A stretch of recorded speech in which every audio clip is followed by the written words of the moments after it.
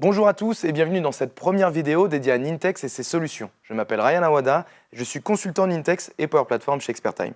L'objectif de ces vidéos est de vous faire découvrir l'univers du low-code, no-code à travers l'environnement de solutions Nintex.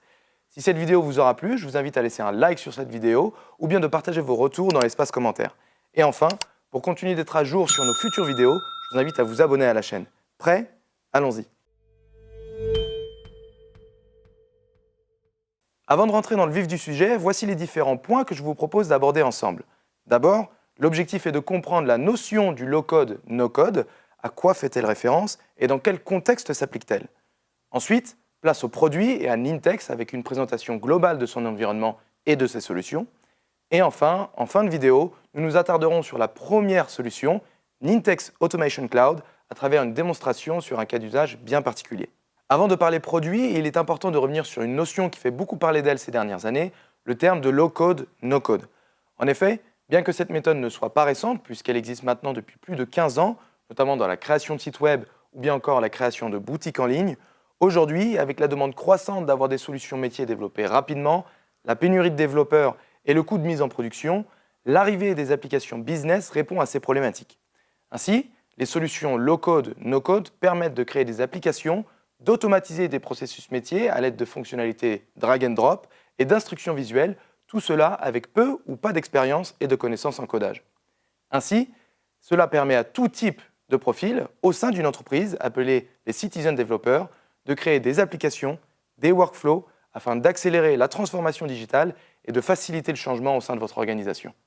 Nintex, à travers ses diverses solutions, propose un environnement no-code. Cette plateforme se divise en 6 solutions que sont Nintex Automation Cloud, qui vous permet d'automatiser des actions au sein de workflows ou flux instantanés. Nintex Process Manager, qui permet de cartographier, documenter et optimiser des processus métiers déjà existants au sein de votre organisation. Nintex RPA, permettant d'automatiser des tâches métiers, des actions ou bien des tâches répétitives qu'il est impossible d'automatiser via développement. Nintex Insight, permettant d'explorer les données afin de mieux contrôler la performance des workflows et d'optimiser les processus. Nintex DocGen, permettant de générer des documents automatiques tels que des documents Word, PDF, PowerPoint, Excel, etc. Et enfin, Nintex eSign, permettant d'automatiser et ou de dématérialiser des signatures. Avec ces 6 solutions, Nintex propose un environnement complet qui peut répondre à tous vos besoins, de la conception d'applications à l'automatisation de processus métiers, en passant par du reporting et de la génération de documents. Mais alors, à quoi ressemblent concrètement ces solutions, en l'occurrence ici Nintex Automation Cloud? Comme énoncé précédemment, Nintex Automation Cloud permet d'automatiser des actions au sein de flux appelés workflows. L'interface de Nintex Automation Cloud se présente ainsi avec à gauche le panneau de configuration vous permettant de visualiser les workflows publiés, mais aussi de gouverner l'ensemble des workflows avec une visualisation des instances et des tâches, vous permettant de suivre l'avancement d'un flux et de repérer les erreurs. De son côté, le designer de flux se présente ainsi avec à gauche l'écran des actions de logique de workflow et les connecteurs permettant de se connecter à des applications tierces, votre CRM par exemple. Au milieu, l'arborescence de votre flux et enfin la barre en haut qui vous permet de sauvegarder, de publier le workflow, de visualiser le version history, c'est-à-dire la version du workflow sur laquelle vous travaillez, et cela permet aussi de créer des variables et enfin de tester votre flux. Pour mieux comprendre ces fonctionnalités, je vous propose d'exposer un cas d'usage et de créer ensemble notre premier workflow. Un cas d'usage très typique, la demande de matériel avec une personnalisation complète via Nintex, vous permettant de développer une application qui répond à 100% de vos besoins. Comme énoncé en début de vidéo, Nintex Automation Cloud est une solution vous permettant de créer des workflows sans l'usage de code grâce à la fonctionnalité drag and drop. Dans notre exemple, nous voulons donc créer un flux d'approbation en 2 étapes avec, dans un premier temps, une validation manager et dans un second temps, une validation infrastructure. Par conséquent, nous allons dans un premier temps donc créer une fonction de mise à jour d'éléments SharePoint pour venir dire que l'élément est en validation manager, qui est la première étape de validation. Pour cela, j'ajoute une action update items. Je paramètre l'action en mettant le nom de la liste et en ajoutant la colonne que je souhaite modifier. Ensuite, étant donné que notre flux est un flux en 2 étapes, je vais créer une action de type machine à état avec la première étape, l'étape manager, Et la deuxième étape, étape infrastructure.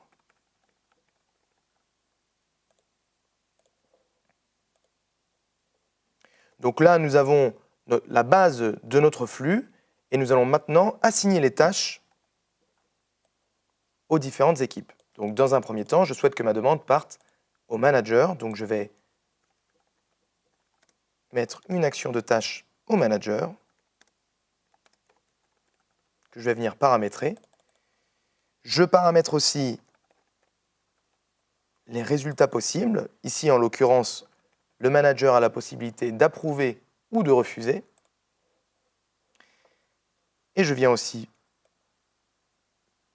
créer le formulaire de tâche avec ici la possibilité donc de venir ajouter autant de champs que je souhaite.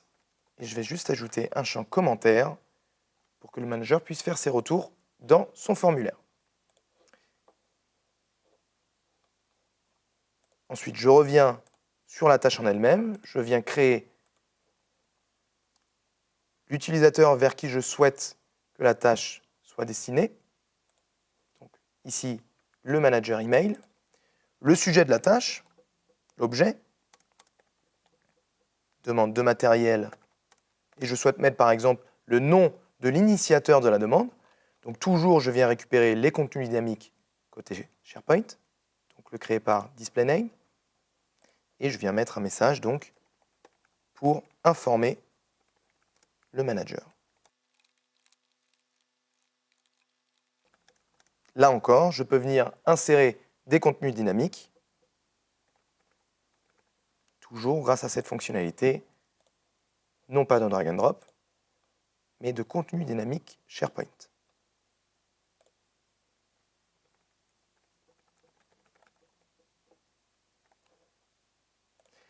La première tâche est initialisée pour le manager. Maintenant, je souhaite mettre en place les actions suite à l'approbation ou au refus du manager.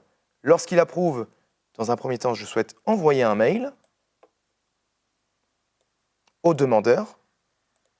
Donc, je viens encore une fois récupérer les contenus dynamiques de SharePoint. Je viens mettre un objet et le texte.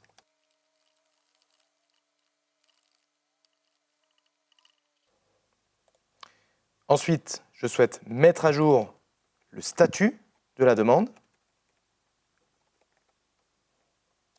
en venant faire un drag and drop, glisser-déposer d'un update items, comme tout à l'heure. Là encore, je viens paramétrer et je viens mettre à jour la colonne en validation infra. Lorsque ces deux actions ont été effectuées, je souhaite changer d'étape. Donc je viens glisser-déposer une action Change Stage et je vais faire bouger ma demande vers les équipes infra.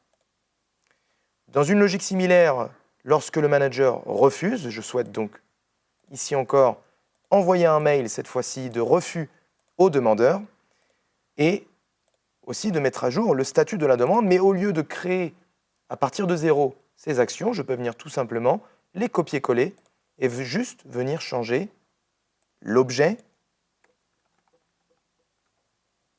et le texte, bien évidemment.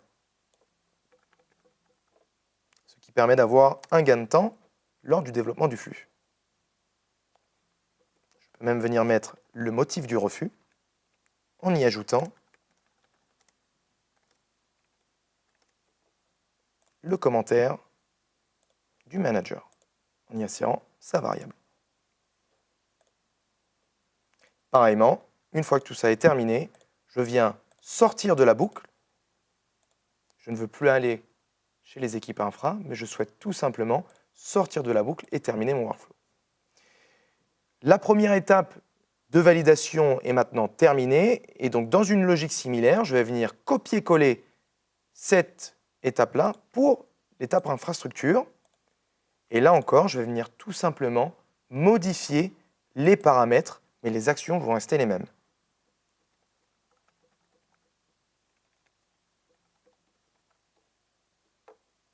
Et je peux venir ici ajouter même une dimension à cette équipe infra. Par exemple, je souhaite ajouter la possibilité de faire un retour manager. Si la demande n'est pas assez précise, par exemple, je peux décider de revenir à l'étape manager, ce qui nous permet de ne pas redémarrer le flux de zéro.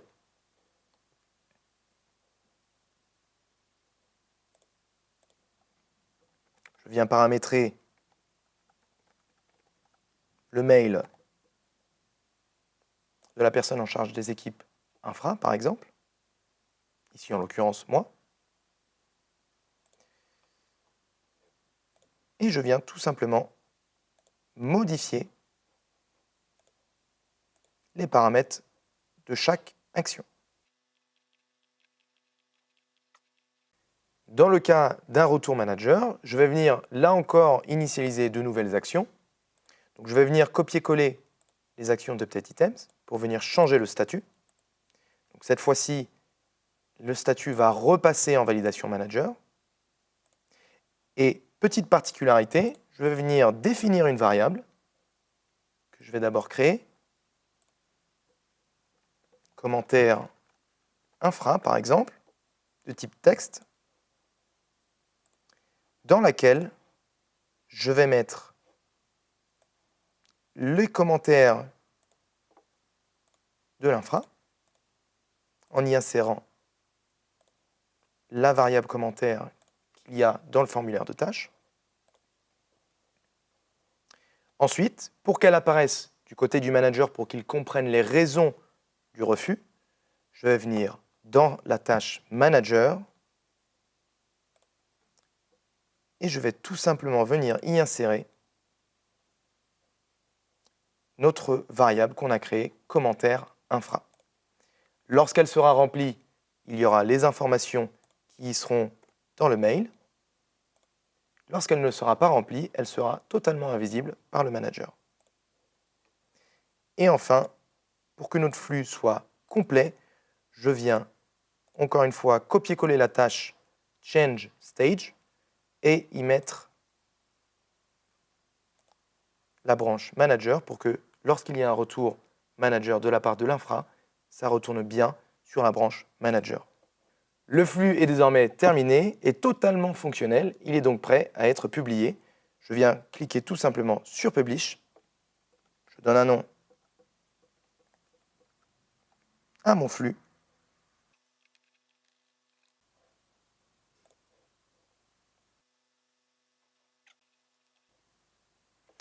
Et voilà, il apparaît désormais sur votre dashboard de Nintex Automation Cloud et votre flux est désormais totalement fonctionnel. Notre workflow est désormais complètement fonctionnel. Il est temps de le tester directement via SharePoint, où je vais créer donc un nouvel élément. En cliquant sur Nouveau, je mets un titre, demande de matériel. Je choisis le type de matériel, ici en l'occurrence par exemple une chaise de bureau. Et enfin, je rentre l'email du manager. Et je clique sur Enregistrer. Une fois que le flux est démarré, nous pouvons venir le récupérer pour suivre toute sa progression dans l'onglet Instance. Donc là, je vois bien que l'élément a été mis à jour dans SharePoint, le statut, et je vois qu'il y a bien une tâche qui a été envoyée au manager pour la première étape. Donc, ici, le mail a bien été reçu. Donc je vais cliquer sur le lien qui est déjà présent de manière automatique sur le mail pour venir valider la première tâche. Je clique donc sur Approuver et Submit. À partir de là, on quitte la première branche de Manager et on va vers la branche Infrastructure de notre workflow.